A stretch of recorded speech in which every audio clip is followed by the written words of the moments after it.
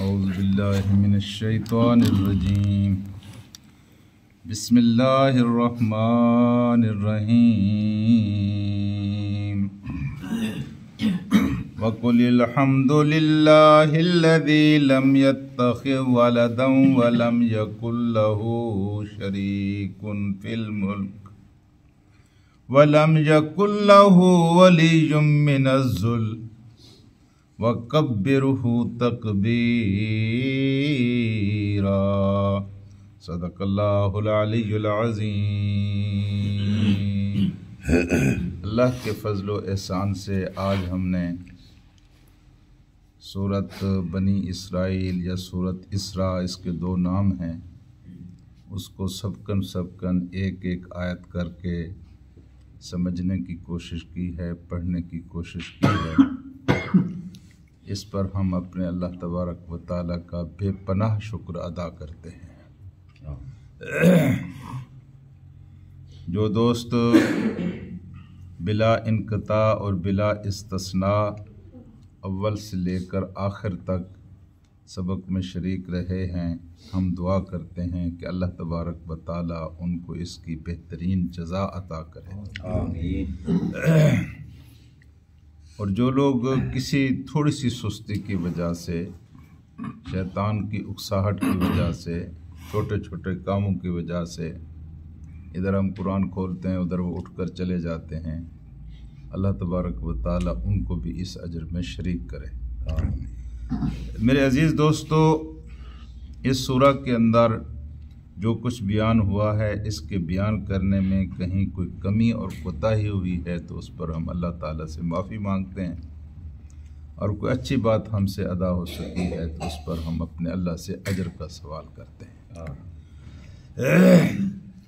یہ سورت، اس کا اختتام ہو رہا ہے اس آیت پر، جو آیت شروع ہوتی ہے قُلِ الْحَمْدُ لِلَّهِ، ہم اللہ کا شکر ادا کرتے ہیں، ساری تعریفیں اللہ کے لیے۔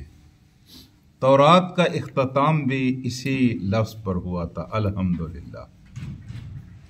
قرآن مجید کی ابتدا بھی اسی لفظ سے ہوئی ہے، الحمدللہ رب العالمین۔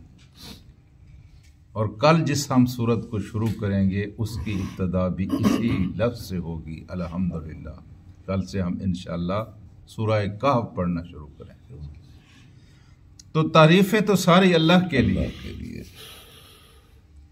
یہاں تعریف کسی کمال کی وجہ سے ہوتی ہے، یہاں تعریف کسی جمال کی وجہ سے ہوتی ہے، یہاں تعریف کسی جلال کی وجہ سے ہوتی ہے۔ کمال، جلال اور جمال، اس کا ذاتی منبع جو ہے وہ اللہ تبارک و تعالیٰ کی ذات ہے۔ اس کے علاوہ اگر کسی کے اندر یہ تینوں چاروں چیزیں پائی جاتی ہیں، کمال پایا جاتا ہے، جلال پایا جاتا ہے، جمال پایا جاتا ہے، یہ اس کا ذاتی وصف نہیں ہے، یہ اللہ تبارک و تعالیٰ کا عطا کردہ وصف ہے۔ اس لیے جب ہم کسی خوبصورتی کی تعریف کرتے ہیں تو آپ کیا پڑھتے ہیں؟ الحمدللہ۔ ہاں جی، تو ہم گویا کہہ رہے ہوتے ہیں کہ جناب تعریف اس کی ہے جس نے آپ کو بنایا ہے۔ جب کسی کے اندر کوئی خوبی دیکھتے ہیں، کوئی کمال دیکھتے ہیں جو ہمیں حیران کر دیتا ہے تو کیا کہتے ہیں؟ الحمدللہ۔ گویا ہم کہہ رہے ہوتے ہیں کہ جناب تعریف اس کی ہے جس نے آپ کو یہ عزت، سعادت، ہنر، لیاقت عطا کی۔ تو یہاں یہ کہا گیا ہے کہ کل کہہ دیجئے الحمدللہ۔ تعریف کس کے لیے ہے؟ میرے اللہ کے لیے ہے۔ الذی لم یتخذ ولدا، وہ اللہ جس نے اپنا بیٹا نہیں بنایا۔ پھپتی کسی جاتی تھی کہ وہ آدمی کس طرح آبرومند ہو سکتا ہے جس کی اولاد نہ ہو، اس کے جانے کے بعد کوئی اس کا نام لینے والا نہ ہو۔ آج یہ جوان ہے، کل بوڑھا ہو جائے گا، کمزور ہو جائے گا، محتاج ہو جائے گا، اس کی اولاد اس کے کام آئے گی۔ اس بنیاد پر اولاد طلب کی جاتی ہے، اس بنیاد پر اولاد کو میٹھی مراد کہا جاتا ہے کہ کل میں اگر بیمار ہوں گا تو یہ میرے کام آئے گا، میں مر جاؤں گا تو یہ میرا وارث بنے گا۔ تو وہ کہتے ہیں یہ کیسا اللہ ہے جی؟ تم کہتے ہو نہ اس کی اولاد ہے نہ اس کا کوئی وارث ہے۔ تو اللہ پاک کے بارے میں اللہ تعالیٰ کے قرآن نے کہا ہے وہ ان کمزوریوں سے پاک ہے، اس نے مرنا ہی نہیں ہے، وہ ہمیشہ سے ہے اور ہمیشہ قائم رہے گا۔ نہ اس کے اوپر بڑھاپا آئے گا، نہ اس کے اوپر بیماری آئے گی، نہ اس کے اوپر کوئی موت آئے گی۔ یہ تو اس کو کمزوریاں لاحق ہے نا، جس نے مرنا ہے، جس نے بوڑھا ہونا ہے، اس کے اندر اس میں کوئی عیب نہیں ہے، ہاں جی، وہ ہمیشہ سے ہے اور ہمیشہ قائم رہے گا۔ تو فرمایا یہ ہے کہ اس نے اپنا کسی کو بیٹا نہیں بنایا۔ یہ اس آیت کو، یہ آخری آیت جو ہے بڑی عام آیت ہے، اس کو اللہ کے رسول نے آیت نعمت کہا، آیت نعمت۔ اور اس آیت کو سورہ وہ جو اخلاص ہے نا، قل هو اللہ احد اللہ الصمد، اس کے بدل قرار دیا گیا، اس کے برابر کی آیت قرار دیا گیا ہے۔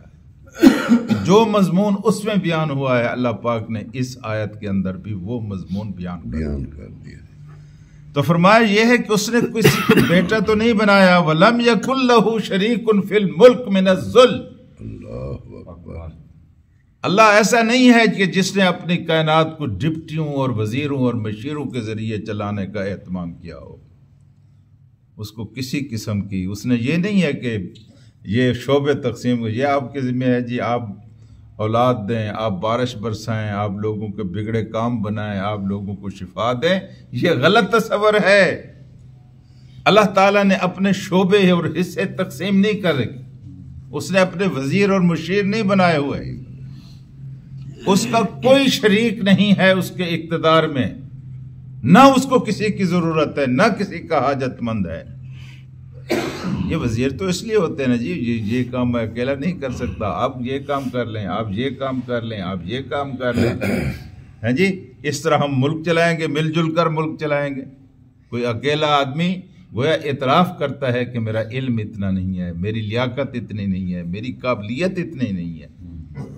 ایک اللہ تبارک و تعالیٰ کی ذات ایسی ہے جو کسی کی محتاج ہے، اس کو CID رکھنے کی ضرورت نہیں ہے، اس کو وزیر رکھنے کی ضرورت نہیں ہے، اپنے علم اور اپنی قوت کی بنیاد پر وہ حکمرانی کر رہا ہے۔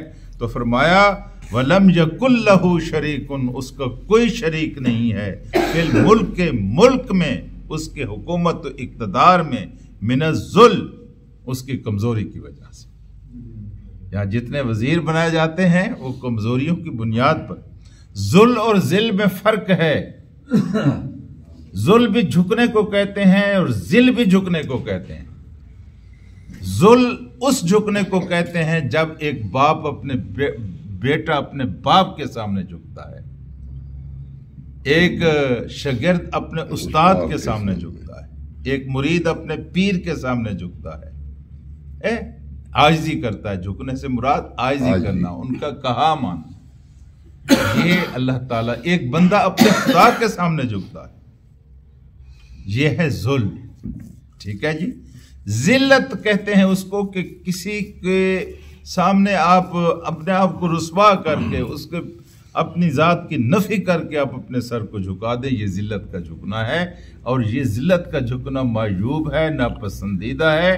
ذل احترام اور عقیدت اور ادب کی وجہ سے اگر آپ جھک کر رہتے ہیں تو یہ اللہ تبارک و تعالیٰ کو محبوب اور عزیز ہے۔ لیکن یہاں تو فرمایا ہے کہ وہ کسی قسم کی کمزوری کی وجہ سے کسی دوسرے کی مدد لینے کا محتاج نہیں ہے۔ اور پھر فرمایا وَلَمْ يَكُنْ لَهُ وَلِيٌّ مِنَ الذُّلِّ، اس کا کوئی شریک نہیں ہے، اس کا کوئی ولی نہیں ہے، من ذل، اس کے ذل کی وجہ سے، اس کی کمزوری کی وجہ سے۔ وَكَبِّرْهُ تَكْبِيرًا، اور اس کی تکبرہ تکبیرہ، اس کی بڑائی بیان کیجئے نہیں بلکہ اس کو بڑا کیجئے۔ کیا مطلب ہے اس کا؟ یعنی ہر جگہ پہ وہ بڑا نظر آئے۔ وہ کیسی عدالت ہے جہاں فیصلے کسی دوسرے کے قانون کے مطابق ہو رہے ہیں اور اوپر لکھا ہوا ہے کہ یہاں اللہ بڑا ہے، اللہ اکبر لکھا ہوا ہے، تو وہاں اگر فیصلہ ہو رہا ہے تو وہاں خدا بڑا نظر آنا چاہیے۔ وہ کیسی پارلیمنٹ ہے کہ اوپر لا الہ الا اللہ محمد رسول اللہ لکھا ہوا ہے، اللہ اکبر لکھا ہوا ہے، اور سارے فیصلے اللہ تبارک و تعالیٰ کی احکام کے خلاف ہو رہے ہیں، اللہ وہاں بڑا نہیں ہے۔ وہ کیسا گھر ہے جہاں رسم و رواج کی حکمرانی چل رہی ہے، وہ کیسا خاندان ہے جہاں رسومات کا رواج ہے۔ ہر جگہ پہ اللہ تعالیٰ کہتا ہے کہ اللہ بڑا، اللہ کو صرف بڑا کہو نہیں، اللہ کو بڑا کرو، کر کے دکھاؤ کہ یہاں اللہ بڑا۔ اللہ کو بڑا کرنے کا مطلب یہ ہے کہ وہاں اللہ کی مانی جا رہی ہے۔ اللہ تبارک و تعالیٰ بڑا کون ہوتا ہے؟ بڑا وہی ہوتا ہے جس کی بات مانی جائے۔ تو فرمایا یہ ہے کہ اللہ کو بڑا کر کے دکھاؤ، ہر جگہ پہ اللہ نظر آئے کہ اللہ یہاں حکم چلا رہا ہے۔ اس مسجد کا بڑا اللہ ہے، اس گھر کا بڑا اللہ ہے، اس شہر کا بڑا اللہ ہے، اس ملک کا بڑا اللہ ہے، اس کائنات کا بڑا اللہ ہے۔ یہ ثابت کر کے دکھاؤ۔ بڑا کب ہوگا؟ جب اس کا حکم چلے گا، حکم آنا جائے گا۔ ٹھیک ہے نا؟ تو حضرات یہ وہ آیت ہے جس آیت کو آیت نعمت کہا گیا۔ اس میں اللہ تبارک و تعالیٰ کی صفات کا سارا عکس اور سارا پرتو آ گیا ہے۔ تو اللہ سے دعا یہی کرتے ہیں کہ اللہ تبارک و تعالیٰ ہمیں قرآن کو سمجھنے اور اس کے اوپر عمل کرنے کی توفیق۔ اللہم صلی علی سیدنا و مولانا محمد وعلی آل محمد کما صلیت علی ابراہیم وعلی آل ابراہیم انک حمید مجید۔ اللہم بارک علی محمد وعلی آل محمد کما بارکت علی ابراہیم وعلی آل ابراہیم انک حمید مجید۔ اے اللہ ہمارے گناہوں کو معاف فرما، اللہ پاک ہماری غلطیوں سے درگزر فرما، اللہ ہماری نیکیوں کو اپنی بارگاہ میں قبول فرما، اللہ اس کی وجہ سے اپنی رضا عطا فرما اور پھر اپنی جنت نصیب فرما۔ اللہ ہمارا خاتمہ ایمان پر فرما، اللہ تبارک و تعالیٰ مرتے وقت کلمہ طیبہ نصیب فرما، اللہ پاک قبر کی پہلی رات کو آسان بنا، اللہ محمد رسول اللہ کی سچی محبت اور کامل اطاعت نصیب فرما، اللہ تبارک و تعالیٰ آب کوثر ان کے ہاتھ سے نصیب فرما، اللہ تبارک و تعالیٰ قرضوں اور مرضوں سے نجات نصیب فرما، اللہ فلسطین کے مظلوم مسلمانوں کی نصرت و امداد فرما، اللہ تبارک و تعالیٰ ہمارے والدین کی مغفرت فرما، اللہ تعالیٰ ہمارے بچوں کو نیک اور صالح بنا، اللہ تبارک و تعالیٰ جو لوگ یہ سورہ کو سبکن سنتے رہے ہیں ان کو اس کا پورا اجر عطا فرما۔ ہمارے بہت سارے احباب آن لائن ہمارا درس سنتے ہیں، اللہ تبارک و تعالیٰ ان کو بھی اس ثواب میں شریک ٹھہرا، اللہ تبارک و تعالیٰ اگلی صورت کو پورے عزم کے ساتھ سننے، پڑھنے اور اس کو سمجھنے اور اس کے اوپر عمل کرنے کی توفیق عطا فرما۔ وصلی اللہ تعالیٰ علی خیر خلقہ محمد وآلہ وصحبہ اجمعین برحمتک یا ارحم الراحمین۔